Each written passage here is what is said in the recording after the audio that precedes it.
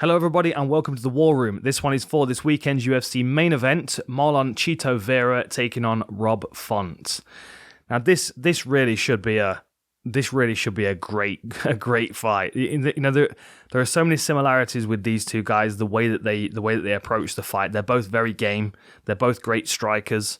I think Marlon Vera has got enough jiu-jitsu to cancel out the grappling of Rob Font, which means that this is most likely going to be a striking affair with some wild scrambles mixed into the equation. Let's have a quick look at the tail of the tape. So Rob Font's coming in with a 19-5 record. Of course, he's coming off that loss to Jose Aldo over 5 rounds. But he is also coming off a win over Cody Garbrandt over 5 rounds as well. So that sets him up for this main event because, as far as I understand, this is Chito Vera's first 5-round fight.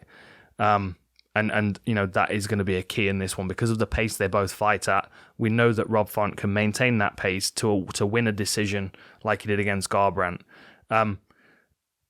Vera has got a very high-paced fight style. He's never ever been stopped either, which is something that really bodes well for him.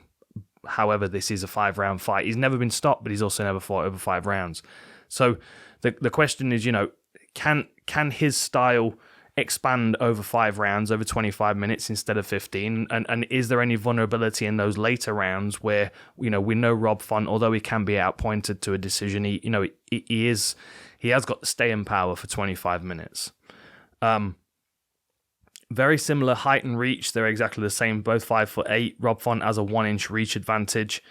Marlon Vera predominantly is southpaw, but he does switch his stance. Rob Font's predominantly orthodox, but he does switch his stance. Vera tends to switch his stance to open up different opportunities for himself. So, if you see him switch to orthodox, most likely he's going to throw a few more kicks. He does kick from both stances. He has a lovely switch knee as well. But if he switches to southpaw, it more likely means that he's going to be favouring his kicks over his punches. With Rob Font, he does switch stance, but it's much more to allow him to step through with power punches. He'll throw the right hand and then step through to southpaw and then throw another power punch off the other side.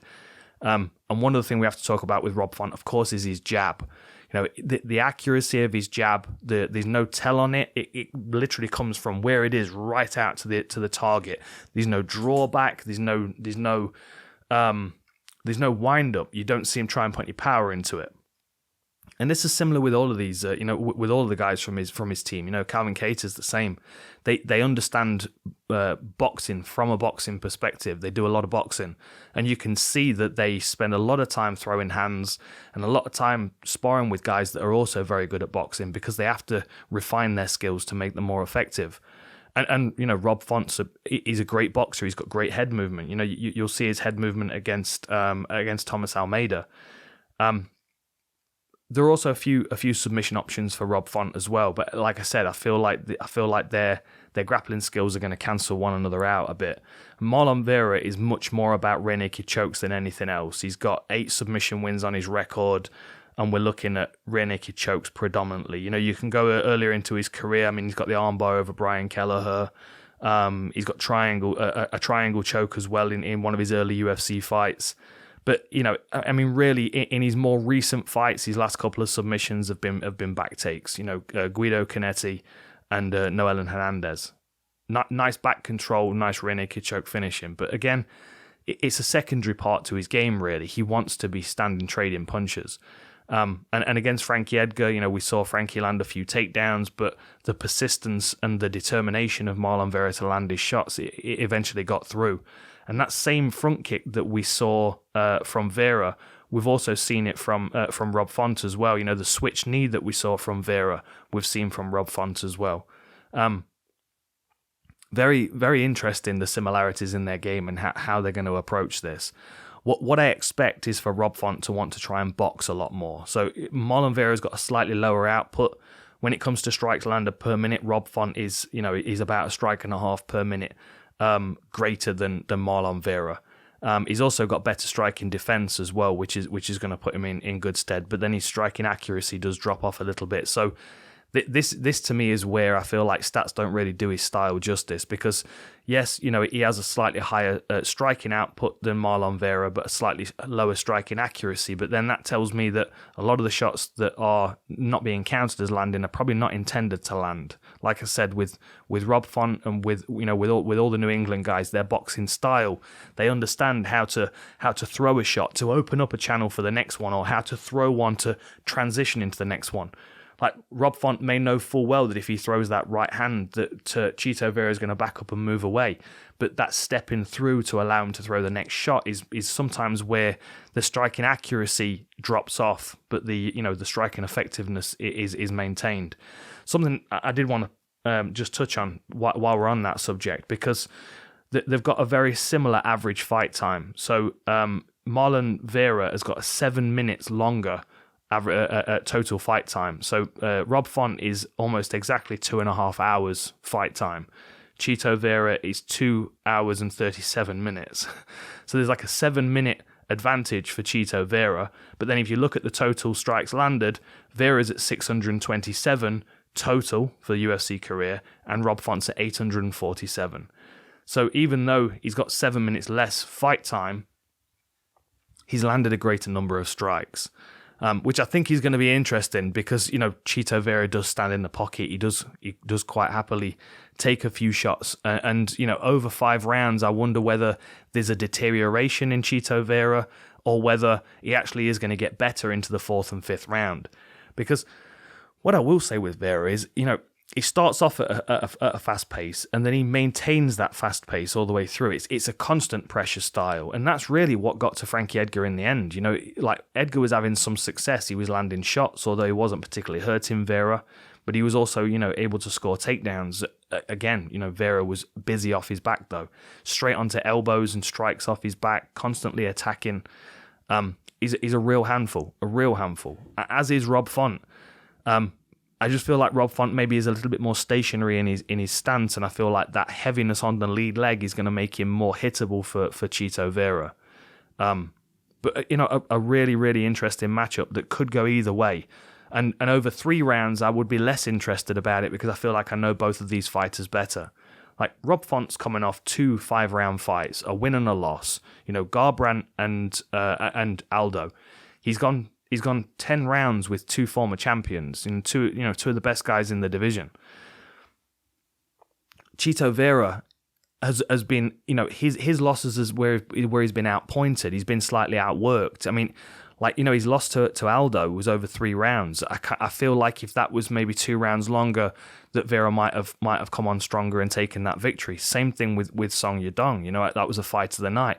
I feel like if that fight had gone on, it was not Chito Vera that was deteriorating in the fight. It was not him that was starting to slow down. It's his opponents. And you fight Aldo over 3 rounds, and that's a handful for anybody. Like, Aldo over 5 rounds is where you find windows of opportunity, and that's that's not the opportunity that Chito was given. I think Chito over 5 rounds against a lot of the people that he's lost to, John Lineker, and Douglas Silva de Andrade, Davey Grant, there are moments in those fights where you think to yourself, well, if you put an extra 10 minutes on the end of this, it could look very different. I'm excited to see what Vera does with those additional 2 rounds. I don't think it's going to change his approach in the opening 3 rounds. I think he's still going to be just as aggressive. So then you've got Vera walking forward aggressively, trying to use a full Thai boxing skill set, front kicks and switch knees and the like, trying to set up whatever shots he can land. And then Rob Font a little bit lower in his stance, a little bit more boxing base, but good low kicks and good front kicks and knees as well. And, we can't forget what he did to Thomas Almeida as well. Pressured him up against the fence, forced him to circle onto a high kick. There's no doubt that Chito is going to be is going to be there ready for Rob Font to hit, because he's a pressure fighter. It's Rob Font that's probably going to be under pressure. You're going to have to use his boxing footwork and his head movement to try and keep him safe and try and extend this one into the 4th round. Later on in the fight, I think is where Rob Font can come into play. Those early couple of rounds, he might be able to outpoint Chito Vera, but he might take a lot of damage in the process.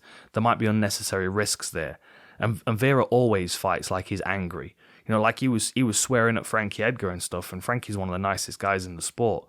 Like, Vera is the bad guy. He plays the bad guy. He doesn't care. He doesn't mind it. He's going to try and get inside the head of Rob Font. He's going to try and trash talk him, try and irritate him. And I don't think he's going to get the bite from Rob Font. I think, again, I'll say it. I'm fascinated by this one because it's one of those fights that's kind of flying under the radar. You've got number 5 against number 8. It's the bantamweight division. There's a lot going on at the top, a lot of drama around the championship. This fight's kind of flying under the radar. And for me, Marlon Vera has been doing good, consistent work. He's just not managed to get a good streak of wins together to put him in position for something, for something like a title fight. Like you look at his record, and his longest win streak is 5 fights. He was 5 fights, and then he signed with Inca, and then he went 1 draw, 1 loss, and 1 win with Inca, and then he got signed to the UFC. And it's 1 loss, 1 win, 1 loss, 3 wins, 2 losses, 5 wins, 1 loss, 1 win, 1 loss, 1 win, and now he's got 2 wins in his record. He needs to start building that streak up. He needs to start looking at guys like Rob Font and thinking a bit more tactically about how he approaches them, because I think his recklessness is making him outpointed over 3 rounds. That might change over 5, of course. He might be a 5-round fighter. There's no doubt he's got great conditioning, same as Rob Font. He's got great conditioning. He's proved it in his last 2 fights. But he can be outpointed. That lead leg is vulnerable for him. Cheeto's going to be throwing front kicks up the center line. He's going to be trying to catch him with that front kick that he caught Frankie Edgar with. All of those kind of techniques, because of the aggression and the tenacity of Chito Vera, any one of those techniques can be put on the table as a finishing move. For me, Rob Font has got the better hands, but I would say Cheeto's probably got a more diverse skill set, more willing to throw a diverse skill set at him. Like, if Rob Font can establish his jab early on and not take too much damage on his lead leg, I think he might be able to start pushing Vera around, into the 3rd, 4th round when Vera starts to slow down a bit, perhaps. But this is a really, really tightly contested matchup. And there's a lot to be gained here for Chito Vera, who, of course, is coming off 2 wins. And Rob Font, it's like he's had those opportunities to prove himself in the division, and Jose Aldo was just a step too far for him, at least right now. One other thing we have to consider as well is the submission skills of both of these guys. Like I said, I don't think these scrambles are going to be one-sided in any way. I think Marlon's going to struggle to take Rob Font down. I think Rob Font's going to struggle to take Vera down. But if it does hit the floor, Vera's very busy off his back. He's got great scrambling to the back, and I think that's a problem for Rob Font. In the wrestling exchanges, for Rob Font, the smartest thing to do would be to keep it boxing, establish that jab, set up the right hand, and then maybe hurt Marlon Vera and catch him in a guillotine. I mean, it's not like Rob Font's a prolific submission artist when it comes to the UFC. He's got a guillotine on his record since he came into the UFC. All of his submissions, aside from that, are early on in his record: guillotines, arm bars, D'Arce chokes. He's much more of a boxer in mixed martial arts when it comes to his UFC career. But then, you catch someone and you hurt them, you have them rocked, or like Douglas Silva de Andrade, he beat him up a good bit. It was, a 2nd round finish, end of the 2nd round. Beat him up pretty good before he sunk in that guillotine. Real similarities in both of these guys' games. I'm excited for this one, genuinely. I'm a big fan of both of these guys and the aggression that they bring to the table. I wonder whether Rob Font's experience over 5 rounds in his last couple of fights is going to bode well for him, or whether we're going to see Chito Vera actually look even more dominant over 5 rounds than, sometimes he gets outpointed and struggles over 3. What a banger this one is. Have I missed anything on the stats? Takedown defense. Let's quick talk about this. So, Rob Font slightly higher with his takedown attempts, 1.1 over 15 minutes. Takedown accuracy is 36%, and that's coming up against a 69% takedown defense. But then you look at the submission average of Chito Vera, 1.3 per fight. He's going to be throwing submissions at you. And, there are going to be times when he might chain 2 or 3 different submissions together. Same as Rob Font, good chain attacks from both of these guys. It's going to be a real electric main event, this one is. Don't miss it, because I feel like this one could certainly be a contender for Fight of the Year. And I'm a big fan of both of these guys. So where they go in the division next, who knows? But the bantamweight division is electric. Oh, one other thing that's worth mentioning: most finishes in the bantamweight division for Marlon Vera, and has also never been stopped. Very, very interesting. All right, enjoy these fights, and I'll catch you next time.